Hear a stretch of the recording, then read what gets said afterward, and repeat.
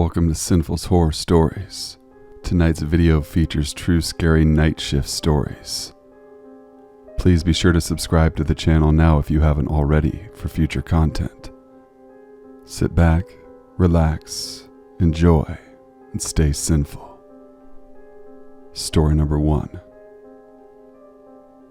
I work as a transporter in a hospital.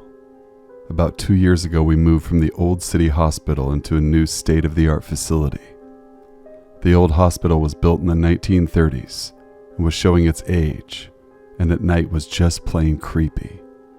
Each floor had an east and west wing. The east wing of the 4th floor was the first wing to be shut down about 2 weeks before the move. One night at around 9:30 p.m., I'm up on the floor to get a patient from the west wing. I see a small group of nurses and aides who all used to work on the now closed east wing. They looked visibly shaken. I walked over to see if everything was okay. They told me that they had decided to walk through their old wing for nostalgia's sake. When they were over there, the phone at the nurses' station started ringing. The computers and phones had not yet been moved. Not sure what to do, one of the nurses reached over the counter and answered the phone. The nurse told me there was a woman's voice on the other end and that she sounded confused. This is a conversation as best as I can remember it. This is, "How can I help you?" asked the nurse. "Hello? Who is this?" "This is, I'm a nurse. Is there anything I can help you with?" "Where am I?" "This is," stating the hospital's name. "Are you a patient here?" "Oh, okay." Then the line went dead. That's when the nurse finally looked at the screen on the phone to see where the call was coming from.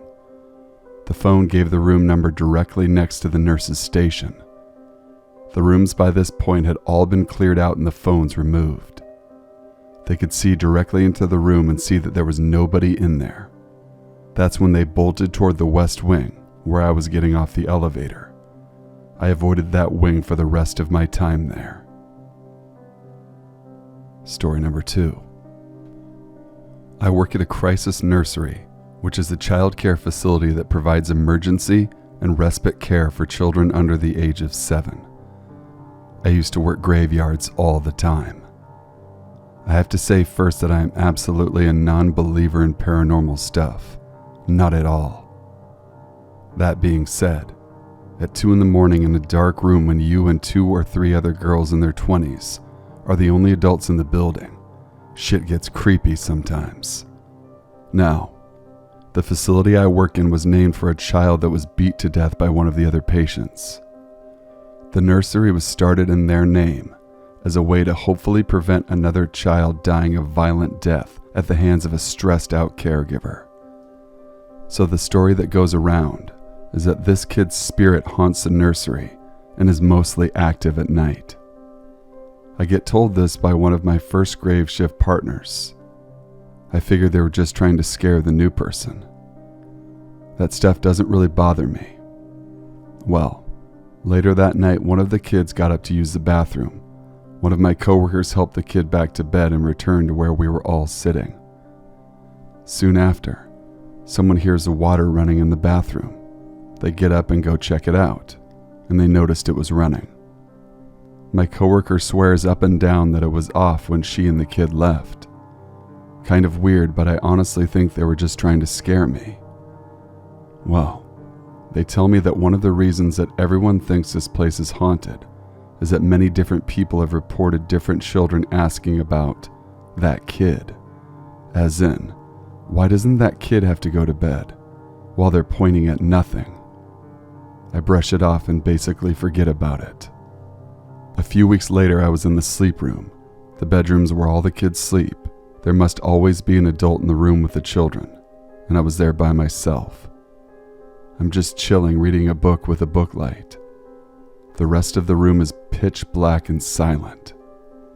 All of a sudden, this kid, probably 4 to 5 years old, sits and bolts upright in bed and says, "Hey, how come they aren't asleep?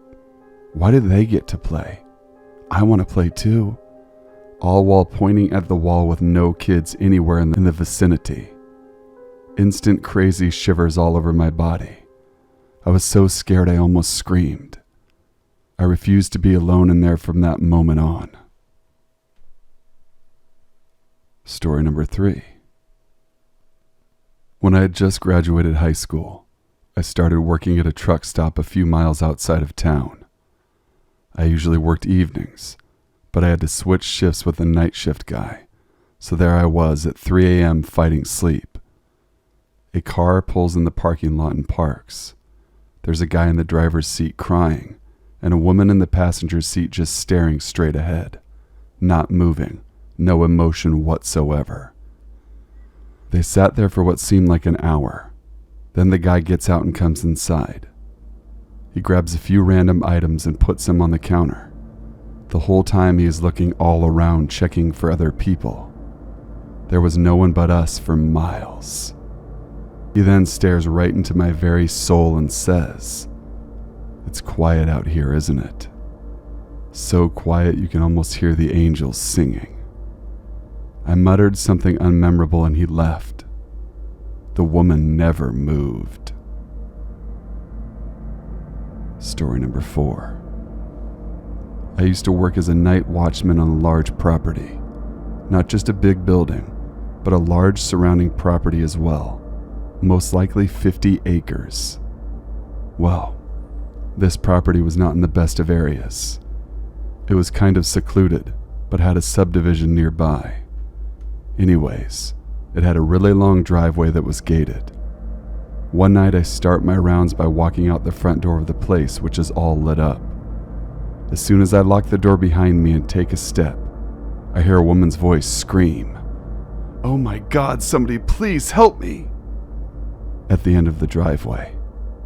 It was somewhat faint, and I took 5 running steps into the driveway, skidded to a stop and ran back inside to call the cops. They responded with multiple police cars and even a helicopter. They found absolutely nothing. I still think it could have been someone trying to lure me out there. Story number 5. Around 12 years ago, I was working security at a small company's headquarters in New York City. My partner for the night had called in sick, so I had to work from 12 to 6 all by my lonesome. Now normally, this wouldn't be a problem. I just had to sit in the back room, watch some cameras, and occasionally head out for a sweep. Nothing to it, right? Well, as it turns out, one of the employees had stayed in the building after hours and had managed to avoid my coworker's sweep from the previous shift. I first noticed movement in my peripheral vision in one of the screens, and then again a few minutes later. This was odd, because I was used to quiet nights in this particular building. I was a little scared when I headed out for my sweep, but it was my job, so I grabbed my flashlight and headed out to begin. I had to start the sweep in one big hallway, and right as I entered, I saw a flash of movement at the end of it. At this point, I was sufficiently freaked out. I stood frozen for a minute or so, looking into the semi-darkness, unsure of what to do. The decision was taken out of my hands, however, as I heard a gunshot resound down the hallway. And what was the scariest moment of my life, I slowly walked down that hallway to investigate. I reached the end and saw to my left that the president's office light was on.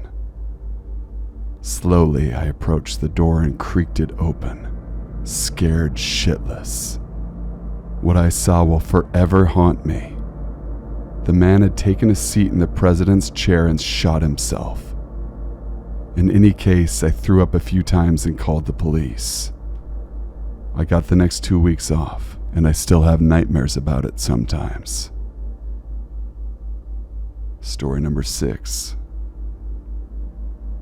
Right out of college, I got a job as a nanny for 2 elementary-aged girls.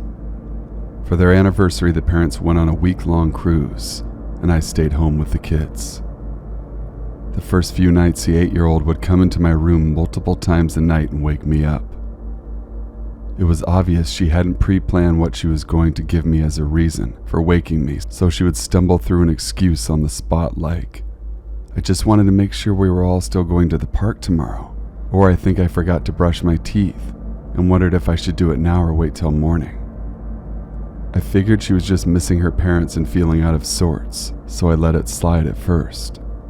By the fourth or fifth time, knowing I needed sleep to keep up with 2 active kids, I told her that she wasn't to wake me up unless it was an emergency. I get a couple more hours of undisturbed sleep, but wake up with a weird feeling around 5 a.m.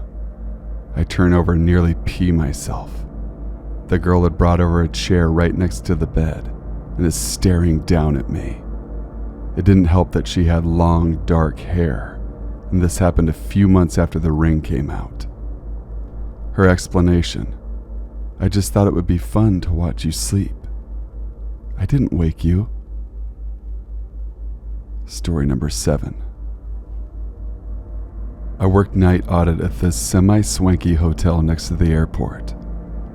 One night I'd get a call from a lady in room 204. She says there was arguing, loud banging and crying coming out of room 206.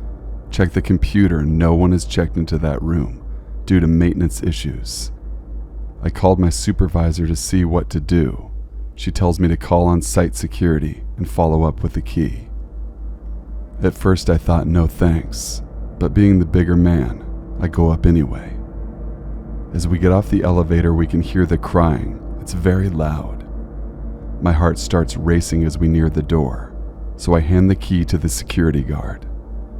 The next 5 minutes seem to happen in slow motion. He opens the door and immediately flicks on the light. Keep in mind 206, we're on the 2nd floor. Only door in was by me, and this was at 3 a.m. and there was no one else around. As we enter the room, the shower is on. Steam is coming from under the door. There's only one lamp on in the room. It's super cold, and there's a lady in a red lacy bra, black panties, with super red hair curled up crying in the bed.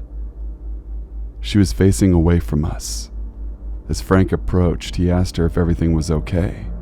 She sort of stopped crying and rolled over. When she did, a wave of horror came over me. She was very pale and covered in blood and was just staring behind us. That's when we realized the shower had stopped and the door was open. There was a man 6'5" standing in the doorway as we turned around. The cops tased him and arrested him. Turns out he was a rapist who hides in hotel rooms, kidnaps women who stay there, cuts them open. To this day, I will never go to a hotel again. Story number 8. Working overnight security, I noticed a woman standing in the middle of a parking lot staring at the security camera. When I went outside to tell her she had to leave, she said nothing and handed me a note. The note said something along the lines of, "They are listening to us. Don't say anything. If you or your commander can help me, just shake your head." Me being the only person there, I told her again she had to leave. Instead, she stood there for another 15 minutes, staring into the camera. I called the police, but she was gone before they got there. Story number 9. I used to work at City Hall a few years ago as a security guard. There were abandoned jail cells in the basement that hadn't been used in years. Part of my duties was to patrol them for any squatters. It was probably my second time patrolling alone. Things started to get really fucking weird.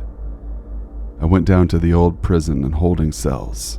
It's a long hallway about 6 meters wide and 100 meters long, with cells on both sides. The hallway was lit with light bulbs hanging from the ceiling. I was walking past the 4th column of cells when the lights went out. I turned my flashlight on and walked back toward the light switch. Right when I was about to turn them back on, the lights flickered on again. I thought to myself, this is fucked, I'm getting out of here. I started walking fast past the cells while quickly checking them. I was about halfway when the lights went off again. I heard 2 cells slam. I fucking ran with my flashlight on straight toward the end of the hallway. I reached the end and ran up to my workstation.